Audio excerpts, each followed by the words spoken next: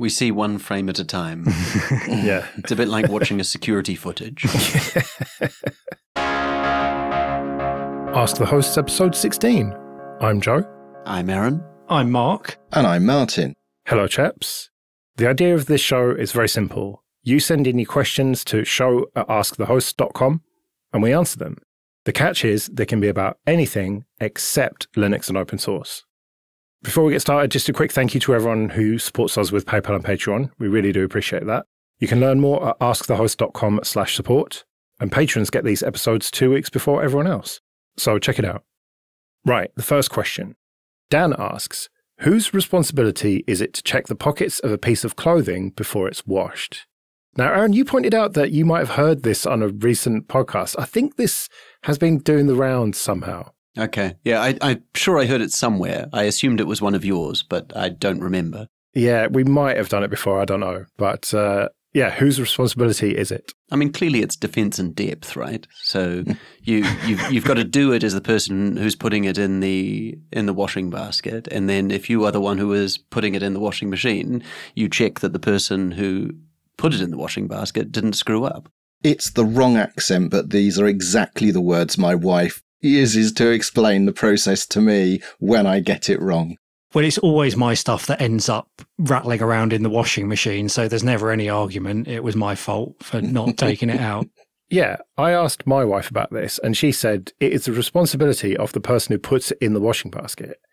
And I think that's fair enough. Like, if I leave my trousers on the floor and she picks them up and puts it in the basket, then that's her responsibility. But if I put them in, then it's mine. I mean, I'd argue if you stuck them on the floor and expected them to get washed, then maybe you had something to do with it as well.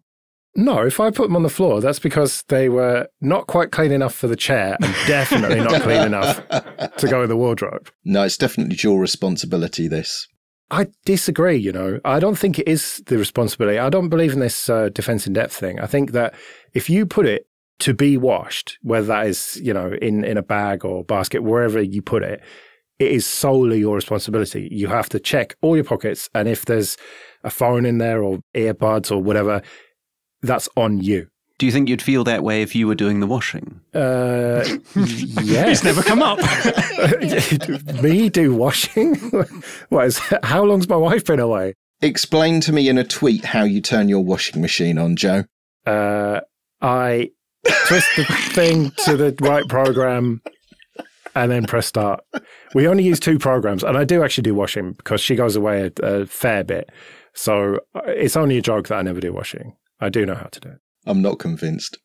But I just don't put anything in the dryer. I just hang everything up because it's way cheaper. And when she came back the last time, she said, like, you've been air drying these towels, haven't you? They've gone all crispy. I like them in the dryer. I'm like, I'm not paying to dry them when I can hang them up. We do have an issue with crispy towels as a result of not owning a dryer. Crispy towels. Yeah, but I'd rather have crispy towels than a massive electricity bill. Thank you very much. I have never heard of this crispy towels problem. We hang everything on the line, and I have never felt like I had crispy towels. It might be because we live in a hard water area. Lee asks, what's the biggest mistake you almost made? This is a funny one because it's a bit of a twist on it, isn't it? Because you can ask people, what's the biggest mistake you've made, but you almost made. Yeah, I spent a lot of time trying to think of a good example because it feels like a really deep question, and I couldn't come up with anything deep. I feel like I've either made my mistakes or I didn't make my mistakes. And it did make me think of one story from early in my career when I worked in an office, and we were all using Microsoft Outlook in this office. And it was also before the days where you had your phone and you could send signal messages or whatever to your friends. And so I was having a bad day at work. One of the seniors there had given me a rough time. And so I was busy typing an email because that's what you did. Everything else was blocked. All of the personal webmail and everything was blocked. I sent an email complaining about this person. And I don't know if any of you have ever done it, but I was typing in the to box. And because I was thinking about this person, I was writing about this person, I accidentally put the name of this very senior person into my email. And I clicked send. And I could see the desk of the person I had sent it to through 2 glass partitions.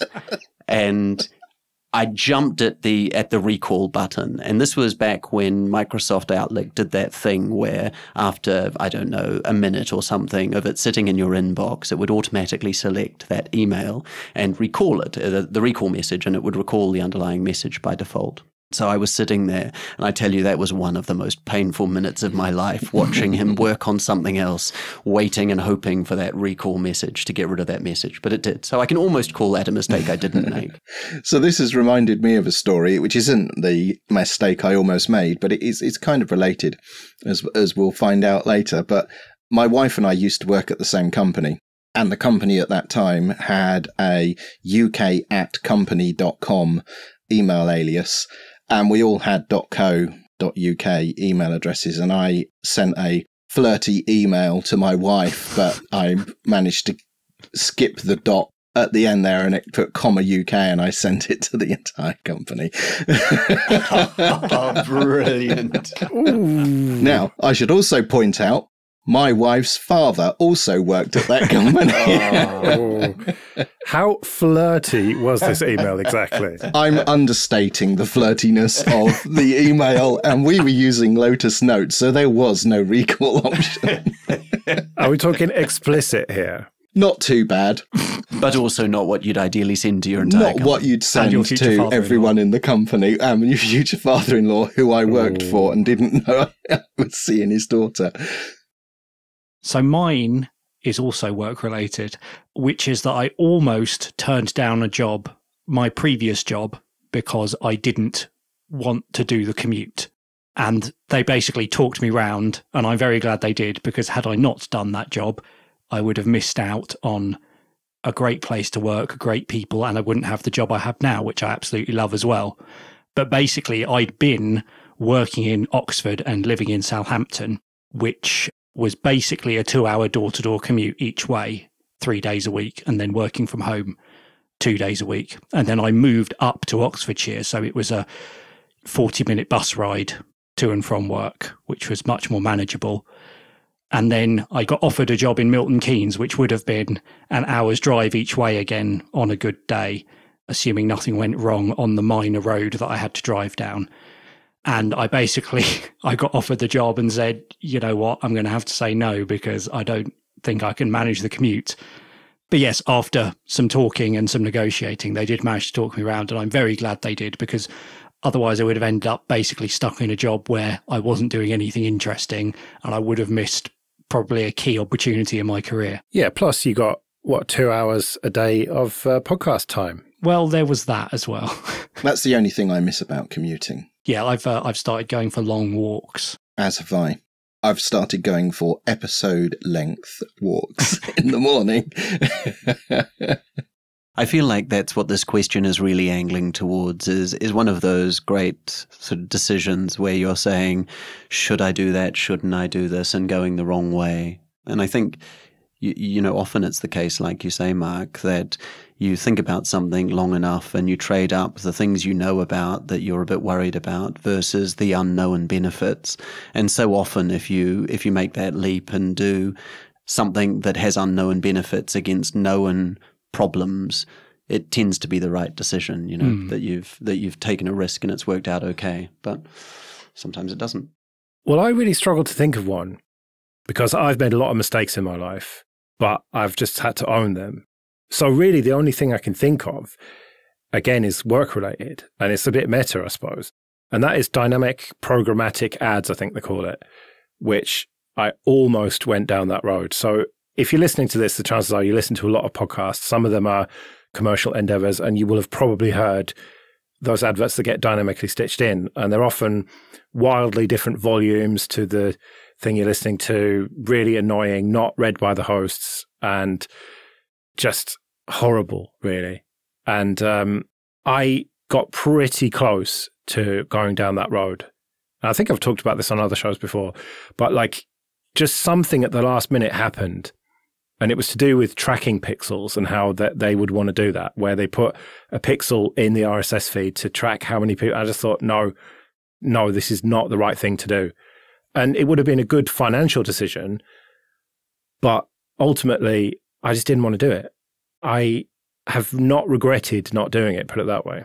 I mean, you lot listen to podcasts, right? You must have heard these ads. Yes, I recently started listening to a feed which had a lot of these in. And like you say, some are just like suddenly it goes inaudible, just how low down the volume of one of the adverts is. There's a lot which are clearly read by synthesized voices, which are just really grating. It can get pretty bad, especially, and you know, they can go on for 2 or 3 minutes at a time before the show starts. And yeah, I'm glad that we don't have that in our show.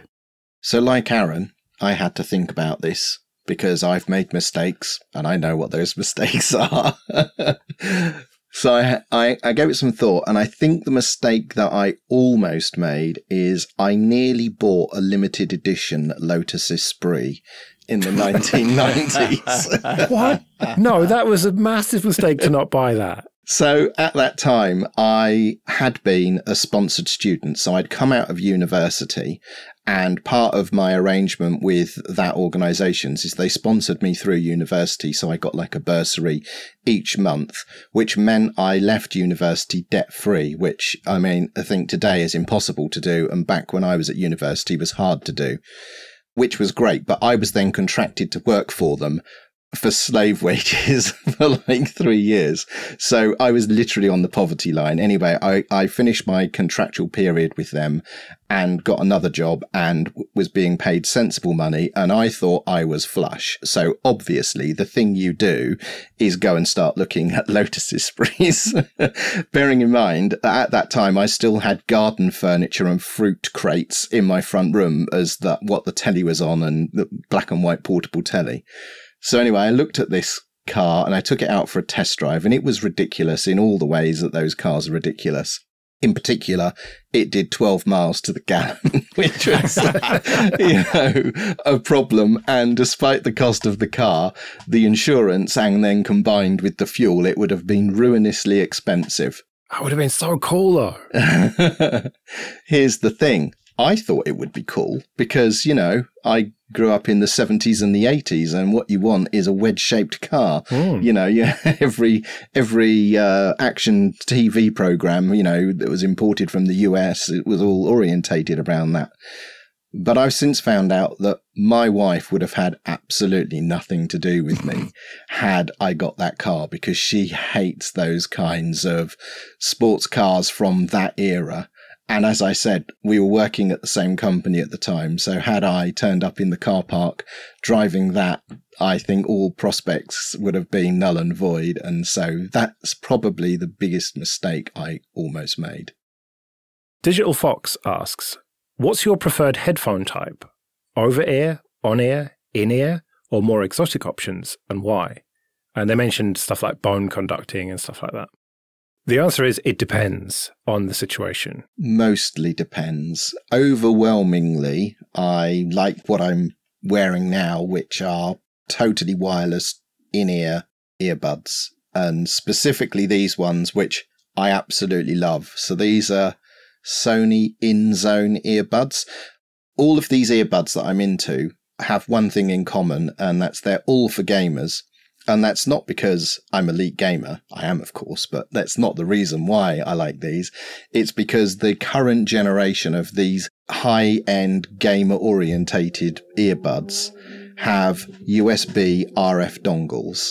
So I plug these things in, I put them on long USB-C cables to make a nice aerial out of them, and I now have complete wireless coverage of these things throughout the house and also my office in the other place. So these are not Bluetooth then? These are old school RF. I keep hearing great things about that system generally, yeah. They are really low latency. I think it's like 7 milliseconds or something. So they're great. Right. And these ones last for like 12, 13 hours on a charge. So that's not keep going in the case. That's I can put them in the morning, do a full day's work with music playing in the background, dropping on and off video calls, and this is it. And I like them because no head pressure from the over the heads, no cables, which drive me mad because I feel like a horse tethered to the railings. I found a really cool technology that lets me change really quickly from like 4 different devices, never have any connection problems. Everything's always super reliable. But unfortunately, I can't plug wires into anything anymore. And so I'm stuck with these horrible Bluetooth things that make me feel like a curmudgeonly old man, complaining all the time that I've lost one, or that I'm connected to the wrong thing, or I'm trying to join a call and I'm still connected to my second phone or something like that. So I do sometimes miss just having a wire I can plug into the phone I want to listen to. So I currently have 2 pairs of headphones. One is the pair I'm wearing right now, which are over-the-ear plug-in headphones, which I use for when I'm sitting at my desk, so podcasting and work calls, nice and comfortable, not much sound leakage, fairly isolating. The other pair I currently have is a sort of fitness headband with headphones in, which are very flat and just sort of sit over your ears. And the reason I got those is because I listen to audiobooks in bed, and they're very good for if you listen to something when you're going to sleep and you roll over onto your side and you don't get what I previously had, which was an earbud jamming right into your ear canal. Right. Yeah, that is a problem. I've got a separate phone by my bed that still has an old 3.5-inch jack, so I can use an airline pair of crappy headphones to listen to like a sleepcast or whatever before I go to sleep if I'm struggling to sleep. So yeah, I maybe I need to get one of these things. Who's that guy from the 80s who did the aerobics? That's how I'm imagining your headband. Yeah, basically. And the weirdest thing is the controls are in a little box on your forehead. These are like the only other pair of headphones I have. So I also wear them when I go out for walks. So occasionally I'll be walking down and I'll be there like a car will go past. So I'll be there like poking my forehead to up the volume. I must look like I'm completely nuts.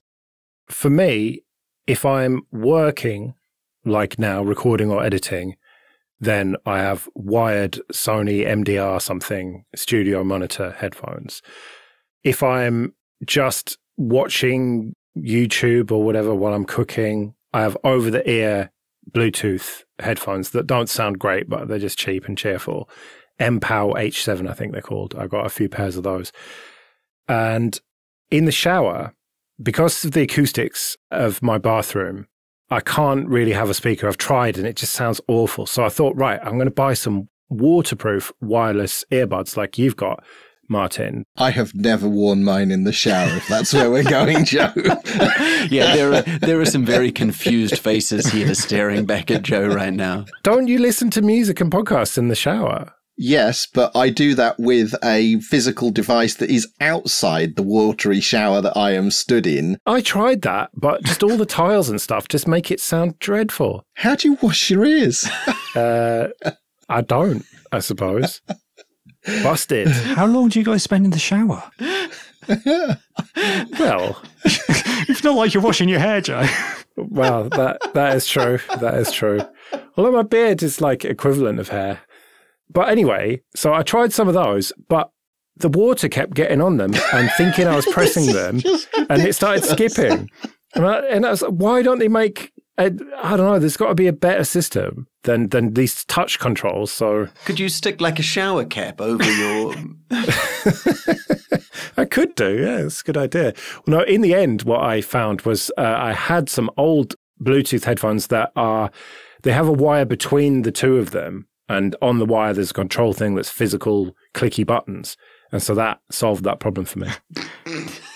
My mind is just alive with the ridiculousness of that solved that problem for me. Ignoring the problem of you thinking, I need headphones to wear in the shower. Of course, I have to be entertained literally at all times. Otherwise, I might have to think about things. You've heard of speakers, right? Yes, and I've got a really nice waterproof Anchor speaker, a Soundcore Motion Plus, I think, but it just sounds terrible. In the shower? In the shower, outside the shower, it sounds terrible. And also, I get showered in the middle of the night when my wife is asleep, so I can't be blasting it loud. Whereas in my headphones, I can blast drum and bass till I'm nearly deaf and no one's going to hear it. I don't know. I mean, what is the addressable market for people that want audio equipment in the shower? Well, in the Venn diagram, It's a very, very small circle that overlaps with a very large circle of people who swim and listen to stuff, I think. That's where the waterproof earbuds market is aimed. But if you can swim with them, then you can get in the shower with them, can't you? So if you're out there and you secretly want to have some earbuds to listen to in the shower, when you go into your local store and need advice, you should say that you're looking for them for swimming. Yeah, and then you don't get people looking at you and laughing like you lot have just done. Shower of bastards.